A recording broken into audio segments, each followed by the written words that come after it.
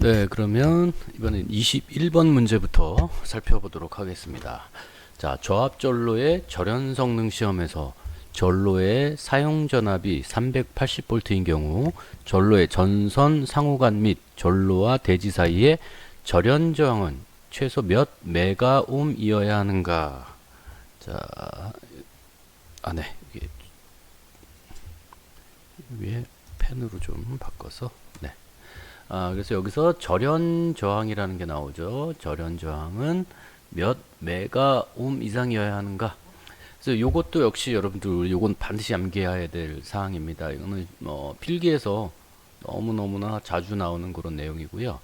자, 지금 보시는 것처럼 전압에 따라서 절연이 당연히 전압이 높으면 절연이 잘 돼야 되겠죠. 그래서 150V 이하에서는 0.1메가옴, 그리고 150을 초과해서 300V까지는 0.2, 자, 또 300에서 400V 이하까지는 0.3, 자, 그리고 400을 초과했을 땐 0.4, 그래서 150, 300, 400 이렇게 구분해 두시고요.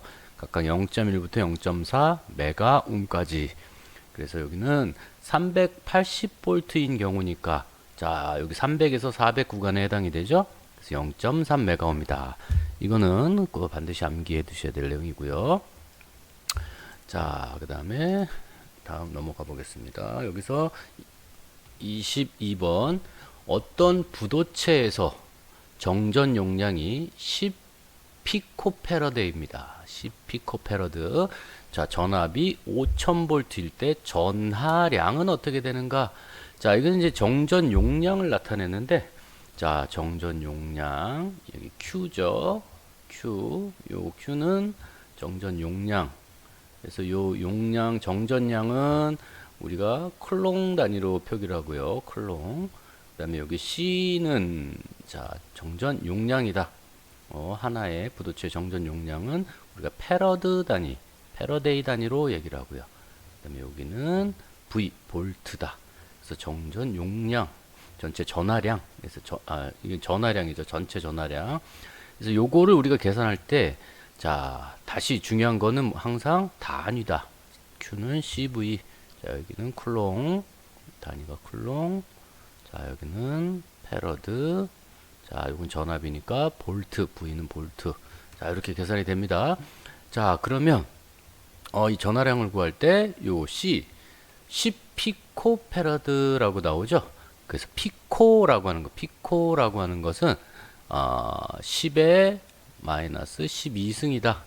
요거를 꼭 기억해 두시고, 자, 우리가 뭐 마이크로 얘기하면은 뭐 10의 마이너스 6승, 그죠? 뭐 10의 마이너스 9승, 그럼 나노, 그렇게 우리가 얘기를 합니다. 자, 그럼 여기서 패러드 단위로 들어가니까 어떻게 됩니까? 요 피코를, 자, 10피코페러드, 10 곱하기 10의 마이너스 12승이다. 요게 피코죠. 자, 이렇게 넣어주고 곱하기, 자, 전압 5000V. 5000은 그냥 볼트니까 그대로 넣어주면 되겠죠. 5000. 자, 이렇게 해서 계산을 해주면 되겠다. 자, 요식도 하나 기억을 해 두시고 계셔야 되겠죠. 자, 다음 보겠습니다. 23. 다음 중 최소 발화 에너지를 구하는 식으로 옳은 것은, 자, 발화 에너지. 자, 에너지를 구한다. 에너지를 구할 때는, 자, 우리가 발화 에너지, 최소 발화 에너지, 정전 에너지를 구할 때 지금 보시는 것처럼, 자, 에너지 E는 2분의 1 CV 제곱. 자, 아까 우리 Q는 뭐였죠? CV.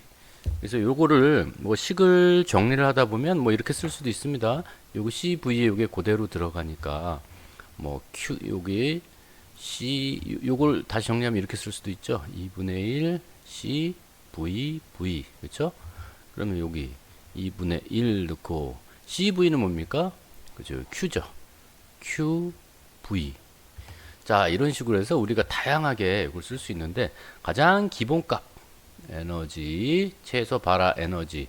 자, 이거 줄이죠. 단위는 줄. 이거는 2분의 1 CV 제곱이다. 자, 기억을 해 두시고.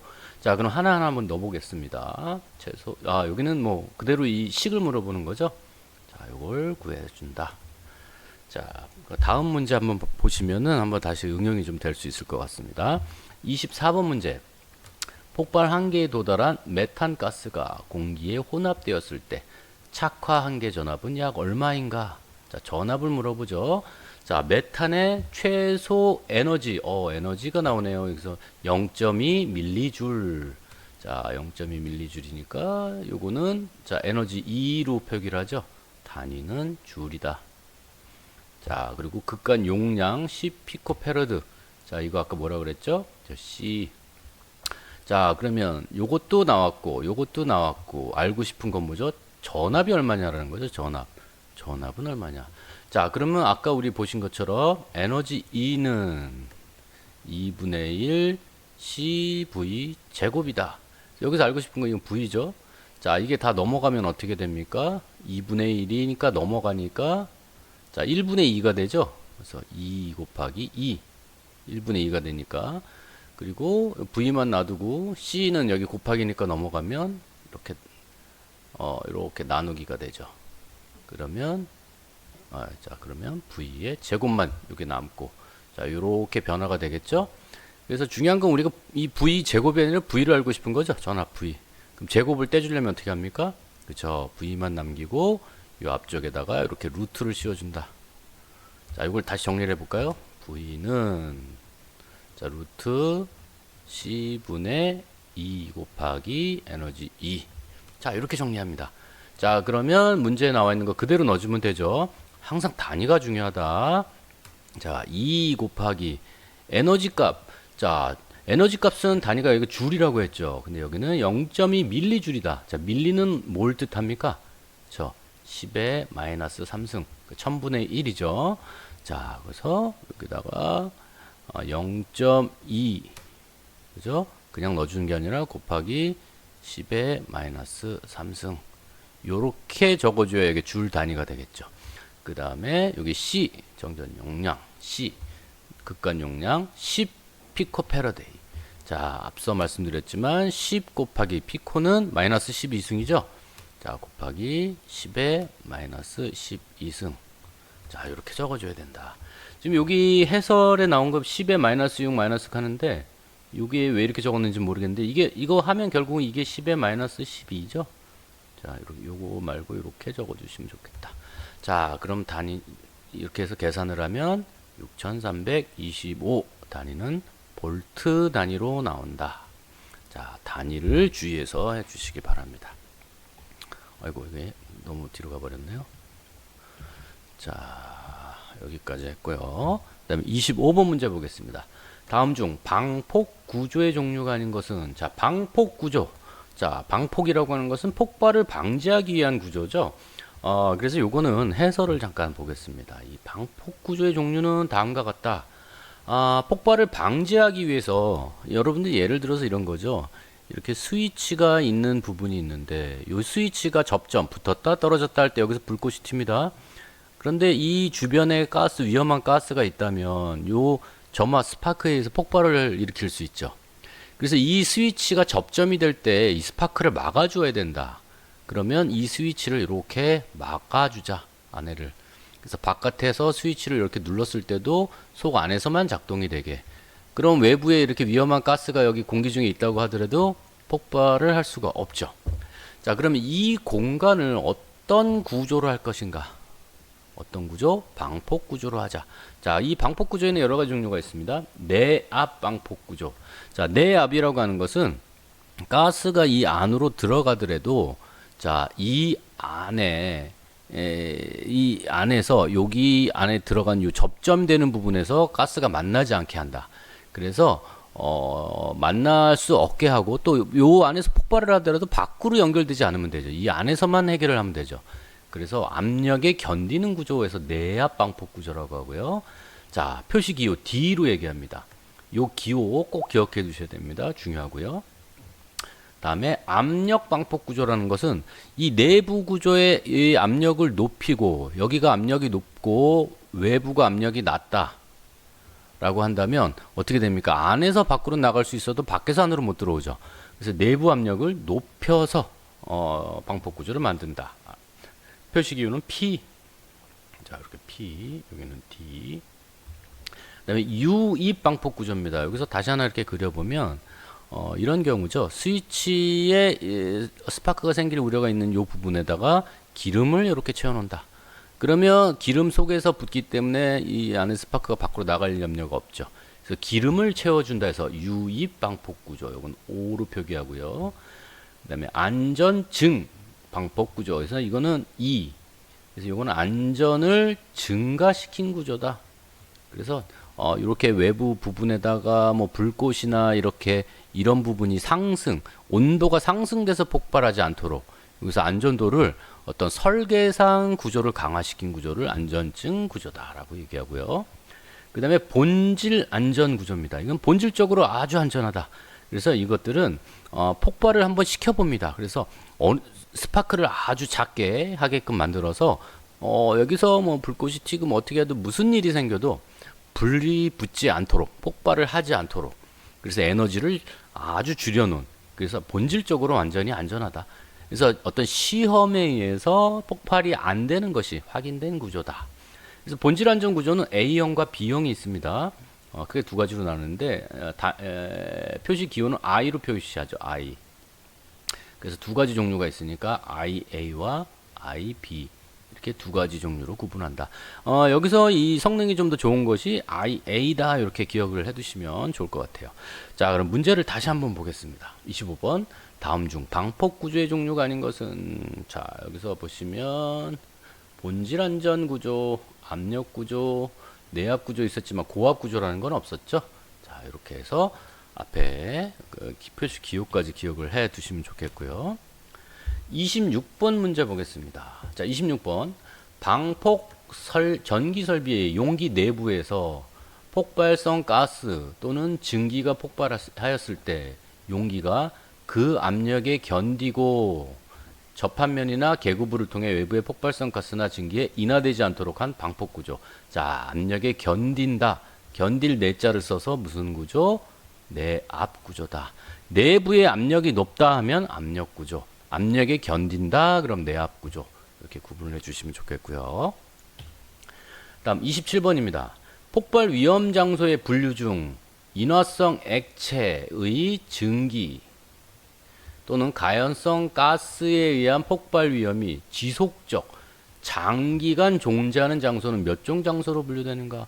자, 이건 굉장히 위험한 장소죠. 이런 가스가 있어서 이 가스와 만나서 폭발 위험이 항상 있다는 얘기인데, 자, 이 폭발 장소를 여러분은 구분해 보겠습니다. 해설을 보시면, 자, 위험 장소는요, 이렇게 구분됩니다. 먼저, 가스에 의한 폭발 위험 장소와 분진, 고체죠. 고체 입자들, 이 분진에 의한 폭발 장소가 있는데, 가스 폭발 위험 장소 세 가지로 구분합니다. 0종, 1종, 2종. 0종이 가장 위험한 장소다라고 보시면 되고요. 분진은 여기다 앞에다 2자를 붙이시면 돼요. 20종, 21종, 22종 이렇게 된다. 자, 그러면 가스부터 한번 보죠. 가스 폭발 장소에서 0종은 어디냐? 인화성 액체 증기 가연성 가스 폭발 위험이 지속적 장기간 늘 존재한다. 그래서 용기의 내부, 탱크의 안쪽에 당연히 위험한 가스가 안에 있겠죠. 배관의 내부, 이런 내부는 항상 위험하다. 그래서 0종. 자, 1종은 정상 작동 상태에서 인화성 증기 가연성 가스에 의한 폭발 위험 분위기가 존재하기 쉬운 장소. 정상적일 때도 여기는 언제든지 생길 수 있다 이런 얘기죠. 0종보다는 약하지만 위험하다. 맨홀, 피트, 벤트 이런 곳. 그래서 우리가 가스통 이 안쪽에 있는 인화성 가스가 차 있다면 여기는 이 속 안은 0종이고요. 자, 여기서 바깥으로 배관이 이렇게 나가서 환기를 시킬 수 있는 배관 이쪽으로도 나갈 수 있죠.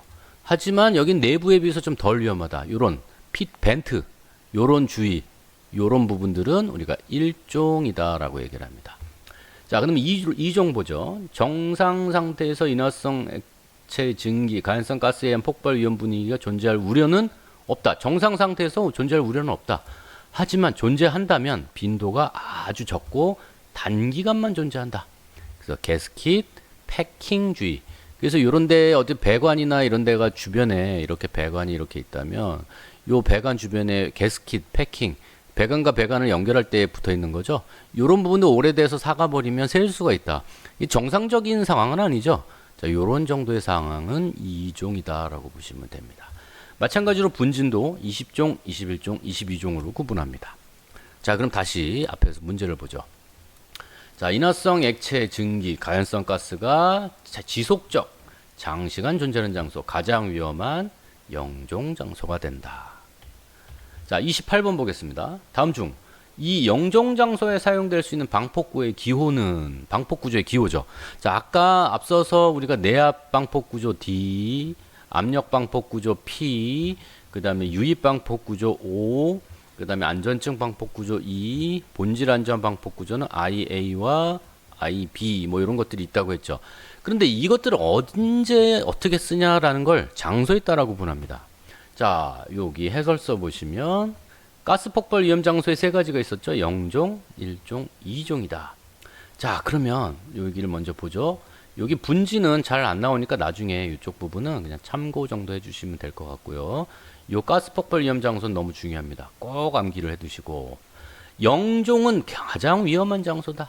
그렇기 때문에 본질 안전 방폭 구조를 써야 된다. 아까 얘기했지만 I라고 표기를 하죠. 그 중에서도 가장 좋은 A형, IA형을 쓴다라는 얘기입니다. 자, 그럼 1종 장소는요. 본질 안전 방폭 구조 IA형은 다시 쓸 수 있죠. 당연히 여기도 쓰니까 여기서 쓸 수 있습니다. 하지만 IB형이라는 게 있었죠. 아이고, 다시. 자, IB형이 있었습니다. 요거는 안 됩니다. 여기서는. 근데 어떻게 해요? 여기서는 된다. 그래서 IA형, IB형이 다 되고요. 그 외에 내압 방폭 구조, 압력, 충진 방폭 구조, 유입 방폭 구조, 안전증 뭐 다 된다. 1종에서는 다 된다고 보시면 돼요. 그럼 2종에서는 0종과 1종에서 되는 거는 당연히 다 될 거고요. 그 외에 비점화 방폭 구조라는 것이 있다. 그러면 여러분들 머릿속에는 본질 안전 방폭 구조 IA형만 0종이고 2종에서는 비점화 방폭 구조다. 이런 식으로 해서 구분을 해 주시기 바랍니다. 자, 다시 문제로 넘어와서 0종 장소에 사용될 수 있는 건 뭐죠? IA형밖에 없죠. 네. 자, 다시 29번 보겠습니다. 다음 중 전기 화재의 주요 원인이라고 할 수 없는 것은, 자, 1번 절연 전선의 열화. 그 전선 자체가 오래돼서 열이 많이 생기면 결국은 딱딱해지면서 전선 자체의 이 절연이 깨져버릴 수 있죠. 또 정전기가 발생됐을 때도 화재는 충분히 발생이 됩니다. 폭발을 할 수가 있죠. 그 다음에 과전류가 발생됐을 때 절연 저항값이 증가된다. 저항이 증가된다라고 하는 것은 절연이 잘 되고 있다. 전기가 외부로 새지 않는다라는 얘기죠. 이거는 원인이 아니라 예방 대책이다. 자, 30번 문제 보겠습니다. 200A의 전류가 흐르는 단상 전로의 한 선에서 누전되는 최소 전류의 기준은, 자, 우리가 누전이다라고 얘기를 했죠. 누전. 자, 누전은 다시 얘기하면 누설 전류라고 얘기를 합니다. 누설 전류. 자, 누설 전류라는 거는 전기가 샌다는 거, 누설된다, 샌다는 거죠. 이렇게 배관 내에, 자, 얌전하게 이 배선 내에 전기가 통해서 가야 되는데 중간에서 이렇게 새버린단 말이에요. 뭐 절연이 깨지거나 어쨌든 이렇게 해서 새버리면 이 전기가 어디론가 통하게 되겠죠. 이걸 가지고 우리가 누전이라고 하는데, 자, 전기는 하다 보면 열화가 됐든 이렇게 됐든 일정 부분 로스가 있을 수밖에 없습니다. 그래서 항상 여분을 두고 많은 전류를 우리가 공급을 하죠. 그럼 어느 정도나 새야 이걸 센 걸로 보냐 했을 때, 자, 어떻게 됩니까? 여기 보시면 누설 전류라는 건 최대 공급 전류, 내가 공급한 전류의 2000분의 1 정도가 새면 그때를 누전이라고 한다라는 거죠. 자, 그러면 여기서 200A라는 최대 공급 전류가 있다면 이 전류 중에 2000분의 1이 새었을 때, 자, 그때를 누전이라 한다. 그럼 얼마입니까? 계산하면 0.1A가 되죠. 자, 그런데 단위 항상 주의하셔야 된다고 그랬죠? 밀리암페어. 1000분의 1A입니다. 이걸 밀리암페어로 바꿔주려면 어떻게 하죠? 그렇죠. 1000을 곱해주면 된다. 곱하기 1000을 하면 된다. 자, 이게 항상 얘기하지만 밀리는 10의 마이너스 3승이에요. 그럼 여기가 1000이다. 이걸 빼주려면 그대로 10의 마이너스 3승. 그러면 다시 0.1. 그렇죠? 자, 단위를 주의하셔야 된다. 1000이 아니면 100이네요. 100. 0.1 곱하기 1000이니까 100이죠. 네, 이렇게 해서 잠깐 쉬었다가 가도록 하겠습니다.